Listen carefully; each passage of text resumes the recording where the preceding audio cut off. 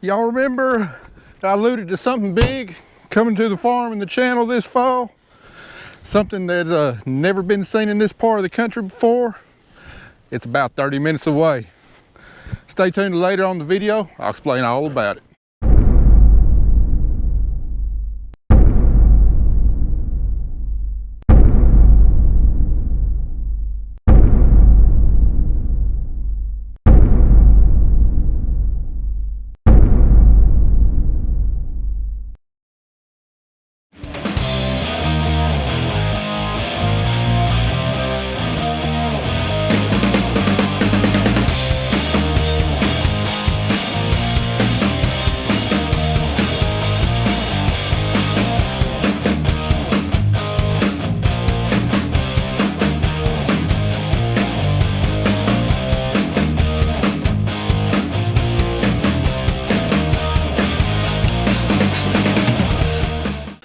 Public service announcement. Kelly and I are still happily married, even though you haven't seen her on the video soon, mainly because me and Andy have been doing stuff that does not meet her talents. But she's still on the farm. We are still happily married. No need to keep inquiring about her availability status. That's not even a joke. It's not even a joke. Somebody actually came up to me and asked me, "Are you and Matt still married?" She got stalked at the Farm Progress show the day I wasn't up there. Literally asked me, "Excuse me, can I ask you a question?" I was like, "Sure." He said, "Are you and Matt getting divorced?" "No, where did you come up with that? Like, where'd you come up with that?" He's like, "Well, I haven't seen you on 6 or 7 videos on YouTube." But just because I'm not here doesn't mean we're not married anymore. She was just doing the grunt work that we don't like to film. Yeah, which is everything else. I am the PR, baby. Well, anyway, Andy, man, it's nice to be able to see the other door from this side. Oh yeah. Other than Carter's truck being in here because he's putting a radio and tires on it.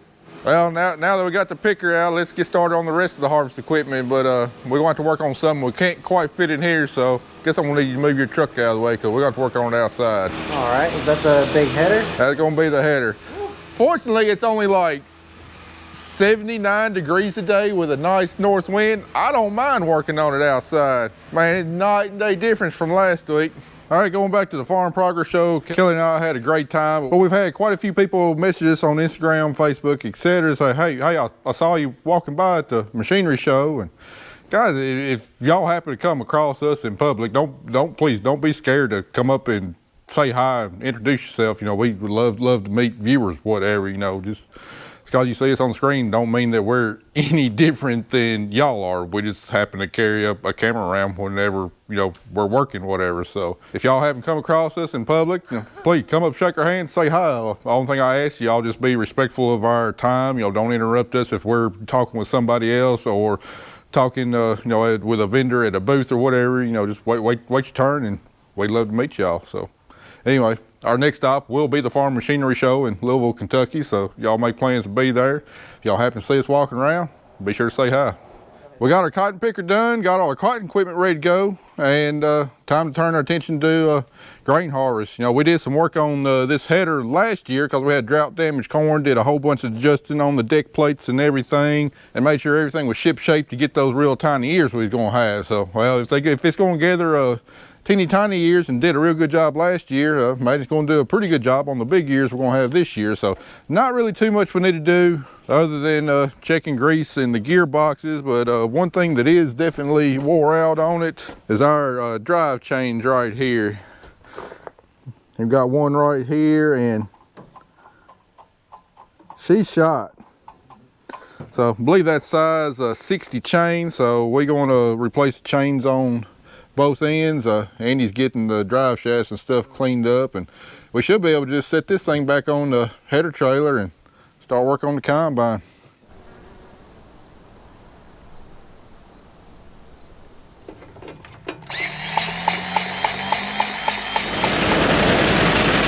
All right, it's running good, testing her out, making sure it'll crank up just fine whenever we go to the field. Lubing up the chain.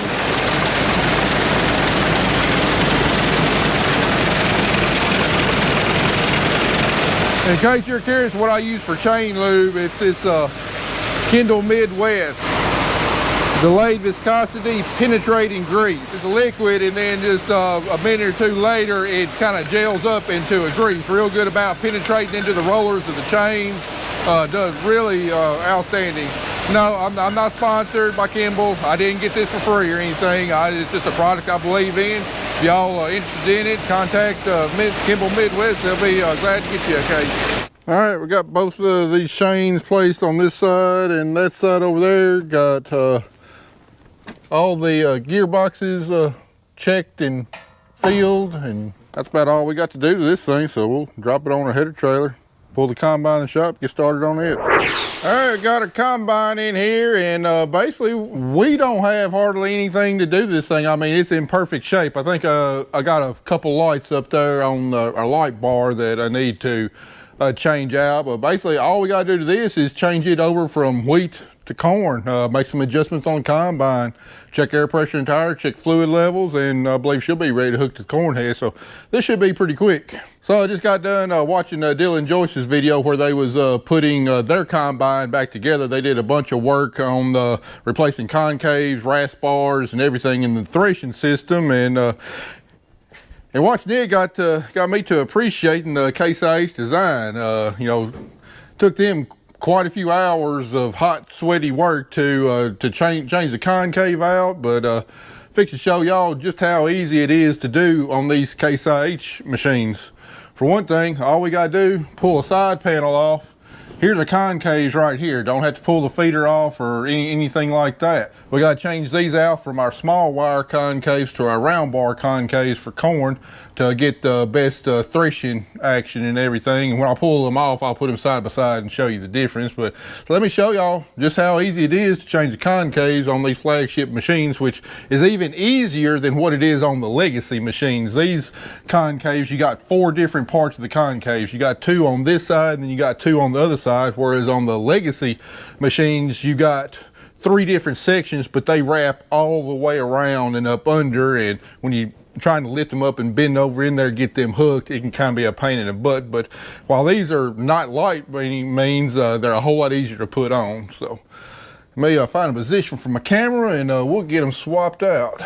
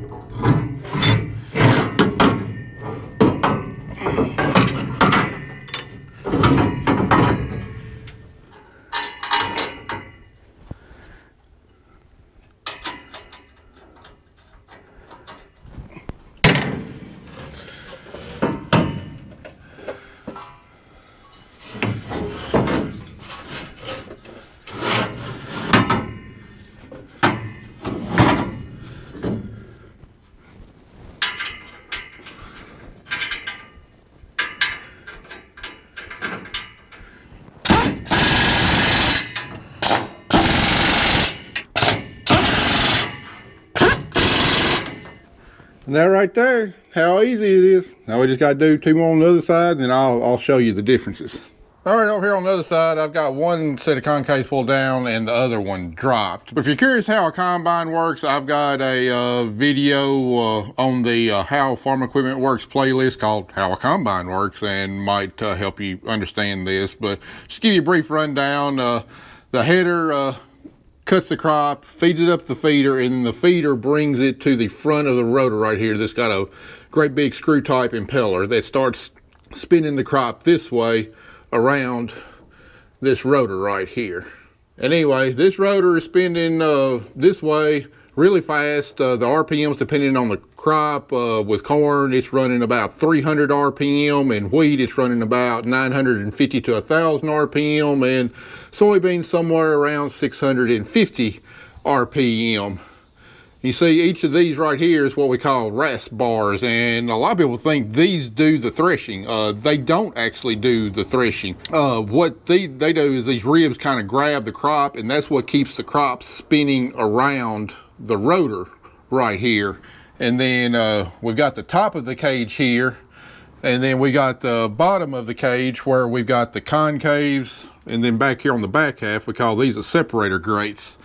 And what actually does the threshing is when these rasp bars bring the crop around this way. You can see these bars going horizontally this way retard the flow of crop around and kind of cause it to tumble. And what actually does the threshing on the crop is the crop itself just rubbing against each other as it's going around this drum and getting tumbled by the bars on the concaves. It's not, you actually don't want any metal on grain threshing, otherwise that's real hard on the grain, can crack the grain and everything. And that's what's so great about these axial flow combines is it's real good about grain on grain threshing. Because rather than in a conventional combine like the old John Deere Maximizers, the Titans, and whatever, that really have to thresh the grain within like a half of a revolution of the cylinder, we've got multiple passes to thresh, so it can be a lot more gentle. We don't have to run the concave as aggressively. We don't have to run the rotor as aggressively because from the time the crop is up here till it gets out the back here, I mean, it makes probably at least 6 or 7 revolutions all the way around the rotor, so it's a lot more gentle. Now looking here at concaves, to get optimum performance from a combine, we change concaves just depending on the crop type. And looking right here, we got 2 different sets of concaves. We got what we call small wire concaves, and then we got round bar concaves. These small wire concaves is what we use for wheat, where we've got wires real close together to keep the heads and the material other from grain from falling through here and mingling with the grain, making our cleaning system on the combine have to work that much harder. Theoretically, the only thing you really need falling through these wires here is the actual grain itself. Now corn's a whole lot different. It doesn't have near as much chaff and everything else. Basically, the only thing you want to keep from falling through the concave is the corn cob. Well, they're a lot bigger than what a broken up head of wheat is. So we use these round bar concaves, got a lot more open space because we're going to be dealing with a lot more volume of grain. It gets separated out of the rotor a lot earlier and gives us less chance of rotor loss. Now we also have a third type of concave, which it looks very similar to this, except it's a large wire concave, and basically it's got every other wire removed, which gives us a lot more open space than this, but less than this. Now a large wire concave can be used for corn, but the reasons that we don't use it, because when you're dealing with healthy crops that might still have a little green in them, like we are in corn that's 18% to 22%, that those green leaves and green husks that might get pulled into the combine can choke up these openings right here. Whereas when you got a round bar concave, there's really nothing here to grab it, and any of that stuff that kind of gets ground up goes on through there and doesn't plug up your concave. If your concave gets plugged up, then you're only able to separate out from about half the rotor, which would be the back half, and gives you a greater chance of spitting grain out the back. So we use the small wire concaves pretty much only for wheat. We use the round bar concaves pretty much only for corn. Now a lot of people say that you can run the round bar concaves in soybeans and they do a good job.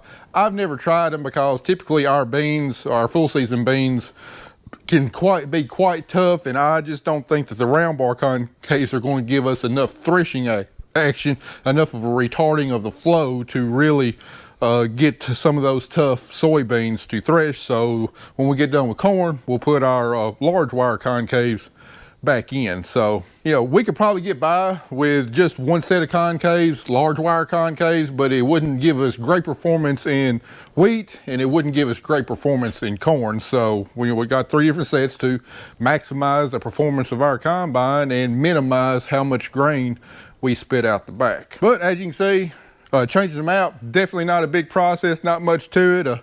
Dylan, is that enough of a reason to convince you to go red so you don't have to fight that concave, even though you don't have to change yours out between each crop like we do? If they are ever wore out, I mean, you see how easy it is to replace them. No, Dylan, I'm just messing with you. I know you'll always be green. All right, what else we got? They got to adjust our chopper over to the low speed. Otherwise, it'll chunk cobs out so hard, break stuff. All right, that should be gauging low speed there. All right, we got to disengage the counter knives on our chopper. Make sure we close all of our clean out doors. All right, make sure our feeder chain is adjusted properly. We want the backside of that washer just even with the gauge. Looks like that side's good. This side's good too. All right, on this feeder house, with it in wheat position, you can tell there's just not a whole lot of clearance there, and you know, ears of corn are pretty big, so we need to raise this front drum into the highest position to give plenty of clearance. So to put this thing in the uppermost position, there's rails right here that this front drum is attached, and there's a support. I don't know if you can see it. I can't see what I'm pointing at. But up under the bottom here, that's got an off-center hole, and we got to flip it around to support those rails up. So in order for me to do it by myself, I'm gonna prise up on there and try to stick a 2x4 up under there to hold it up.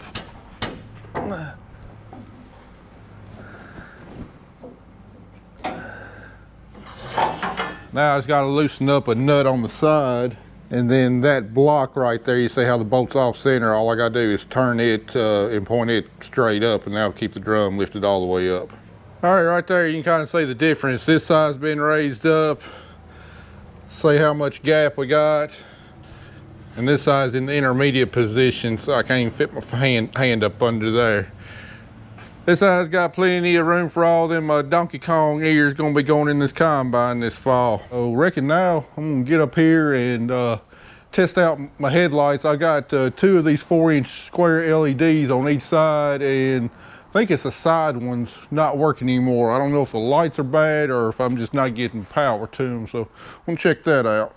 All right, working on these lights. See how that one's burning, but this one ain't, but they're all tied into the same harness here.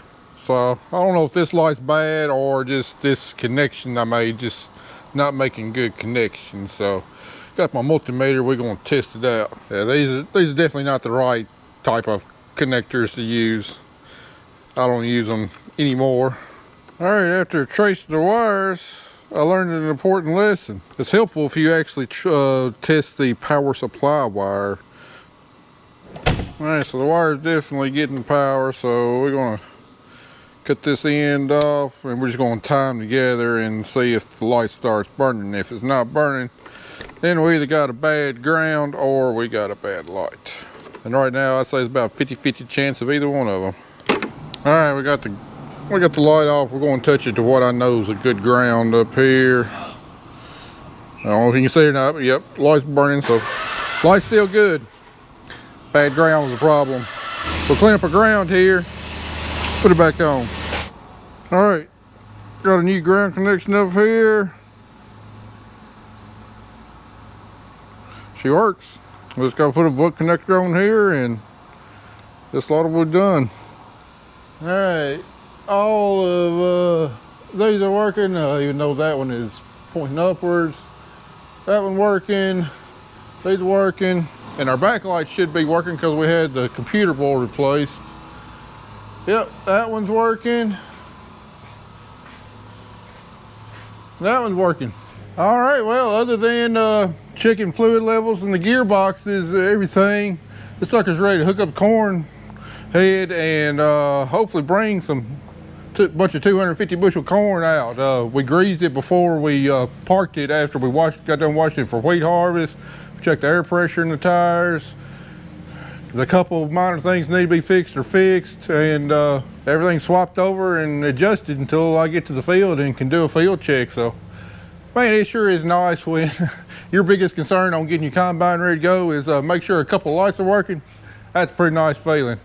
Tell you what, that annual inspection I've been getting the last 3 years, ever since I had my combine wreck, has paid off dividends. You know, it's what, $600 or so to have an inspection, but they find all the little details that, you know, they're used to working on, you know, that I might not be used to looking for, and it has really minimized how much downtime we've had. I think we've had just a couple real minor breakdowns in the field, nothing major whatsoever. If you run a Case IH machine and your dealer offers an annual inspection and you trust that dealership, I highly advise that it is worth every penny, because you can't put a price tag on eliminating downtime in the field. Now that I done said that, we probably gonna have a breakdown on the first day of corn harvest, but hey, as far as I know, she's ready to go. But there is one repair that I'm concerned about. Got word in that the part has shown up, but dealer doesn't know when they can get out and install it, and that's this elbow right here. If you remember back during wheat harvest, see that hole right there starting to spit out, and you hear that? I mean, that metal is paper thin right there, and you know that supports all this bearing for the loop and everything. So I can't run it like it is. And I've never actually changed an elbow myself. I know it's got the chain's got to be broke in probably 2 different places. Then you got to take all this bracing out. Anyway, it's just a pain in the butt. But I know I'd probably do it if I wanted to, but I just really don't want to. So hopefully the dealer will be able to get out here in the next week and a half before we start shelling corn, get that replaced.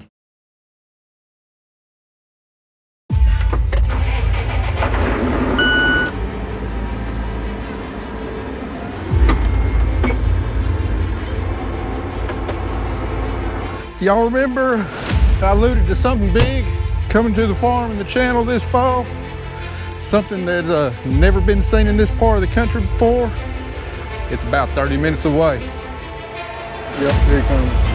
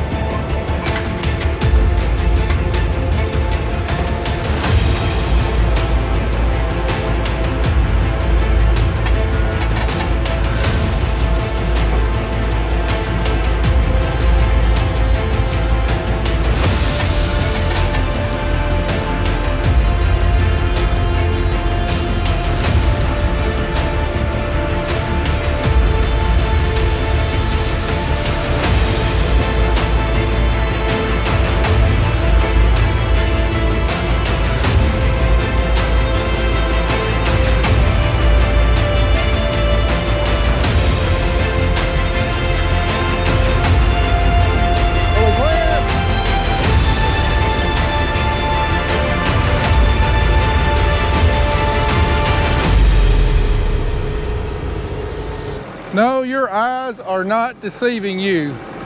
What we have here is a Bourgault CD 872 air seeder. Also an air planter. To my knowledge, Bourgault does not have any equipment down in our part of the world in the southeast. I believe they got a dealer in Sikeston, Missouri. But Bourgault and these air seeders are real popular in Canada, out west, north in the U.S. They're really popular there, and you know, they're designed for really dry land. So we've been talking with Borgall for several months here. Finally got everything worked out about what we would be able to do, and we're going to put this thing to the test this fall. We're going to put this thing up against our John Deere drill, a very proven design that's very popular in this part of the world. We're going to plant cover crops with it. We're going to plant our wheat with it, and we're just going to see just how good of a job that it does compared to, like I said, our proven design in this area, which would be John Deere. This thing has got a ton of features on it, and a lot of unique features that you won't find on any other brand. I'll go over a lot of this in future videos. You know, we're going to have quite a few videos of us planting cover crops, planting wheat on it, and then I'll do a final review video when we're done with it for the season to let you know just what I think about it. But I tell you right now, man, I'm just I can feel the adrenaline going. I can't wait to try this thing out, but it's going to be a huge learning curve for us, and we're going to have some people from Borgall come down here, help us get it set up, show us what we need to know about it, make sure we can do a good job once we get to the field. I know this is brief and just kind of a teaser. Just want to show you just what's coming down the road this fall. In addition to everything else we're going to have going on, that new baler picker, we're going to get to test this sucker out, and man, I'm excited. Now, there's just one question left. Have we got the tractor to pull this thing? I believe we got the horsepower. We'll see if we got the hydraulic capacity. Ought to be interesting. Y'all stay tuned.